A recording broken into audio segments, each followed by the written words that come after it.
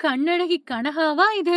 அடையாளமே தெரியாம மாறிட்டாங்களே! திரைத்துறையில ஒரு காலத்துல கொடிகட்டி பறந்த நடிகை கனகா, தன்னோட அம்மா இறந்ததுக்கு பின்னாடி வீட்ட விட்டு வெளிய வராமையும், மீடியாக்களோட கண்கள்ல சிக்காமையும் இருந்துட்டு வராங்க.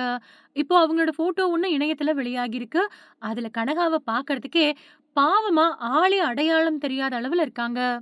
பழம்பெரும் நடிகை தேவிகாவோட மகளுமான கனகா, கரகாட்டக்காரன் படத்தின் மூலியமா நடிகையா அறிமுகமானாங்க. அது கனகாவுக்கு ஃபர்ஸ்ட் படமா இருந்தாலும், நல்ல நடிப்ப வெளிப்படுத்தி இருந்தாங்க.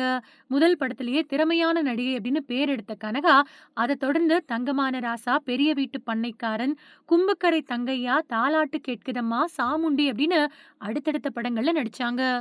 சூப்பர் ஸ்டார் ரஜினிகாந்துக்கு ஜோடியா அதிசய பிறவி படத்துல நடிச்சு நல்ல பேர் எடுத்த கனகா, தமிழ், தெலுங்கு, மலையாளம் அப்படின்னு எல்லா மொழி படங்கள்லயும் நடிச்சாங்க.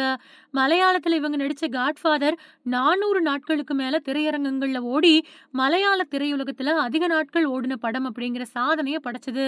ரஜினி, பிரபு, மோகன்லால், மம்முட்டி அப்படின்னு முன்னணி நடிகர்களோட படங்கள்ல நடிச்சு படு பிஸியா இருந்த கனகா, தன்னோட அம்மாவோட மரணத்துக்கு பின்னாடி மனதளவுல பாதிக்கப்பட்டாங்க.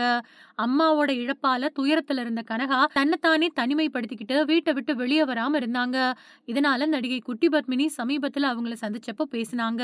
அப்போ "நீங்க ஆன்டி இல்ல, அக்கா உங்கள நான் எப்படி மறப்பேன்?" அப்படின்னு குட்டி பத்மினி அவங்களோட ஃபோட்டோவ ஷேர் பண்ணி பதிவிட்டிருந்தாங்க. அந்த ஃபோட்டோவ பார்த்த பலரும், "கனகாவா இது?" அப்படின்னு எல்லாரும் நினைக்கக்கூடிய அளவுக்கு உடம்போட வெயிட் அதிகரிச்சு காணப்பட்டாங்க.